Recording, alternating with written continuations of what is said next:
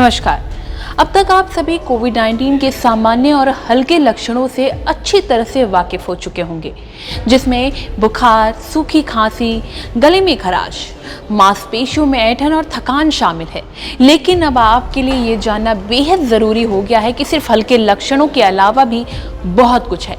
बता दें, कुछ गंभीर मामलों में कोविड-19 निमोनिया सहित गंभीर लक्षण भी पैदा कर सकता है। कोविड, जिसे रेस्पिरेटरी अटैकिंग वायरस के रूप से भी जाना जाता है, जो आपके फेफड़ों को हाई लेवल तक नुकसान पहुंचा सकता है, जितना आपने कभी सोचा भी नहीं होगा।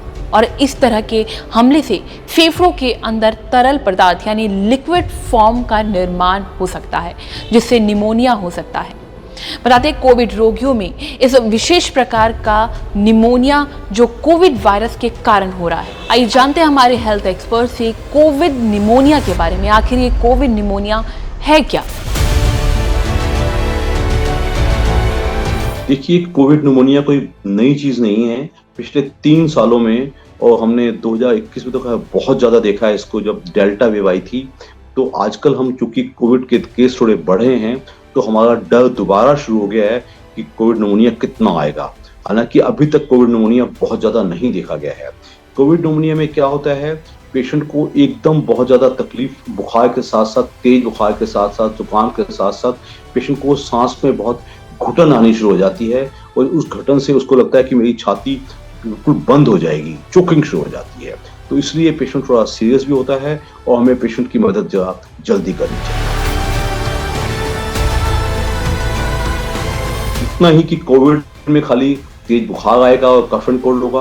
अगर कोविड निमोनिया है तो सबसे पहले पेशेंट को सांस में बहुत दिक्कत आनी शुरू हो जाएगी, उसको बहुत ही एक सांस घुटने वाली खांसी शुरू हो जाएगी और उसको लगेगा कि जैसे कि मैं इतनी खांसी भी नहीं कर पाता और मुझे छाती में दर्द होता है। साथ में तेज बुखार तो चल ही रहा होता है, तो पेशेंट की और साथ में अगर पेशेंट उल्टियां करना शुरू कर देता है या उसको डिहाइड्रेशन हो जाता है, तो पेशेंट की हालत बहुत बिगड़ जाती है। तो ऐसी हालत में अगर हमें लगता है कि हमारा पेशेंट एक एल्डरली पेशेंट है या ऐसा पेशेंट है जिसको कोई दूसरी बीमारियां हैं, तो ये परफेक्ट कंडीशन होती है जिसके लिए पेशेंट को हमें बहुत जल्दी हॉस्पिटलाइज करना चाहिए। कोविड निमोनिया का इलाज जैसे किसी और निमोनिया का होता है।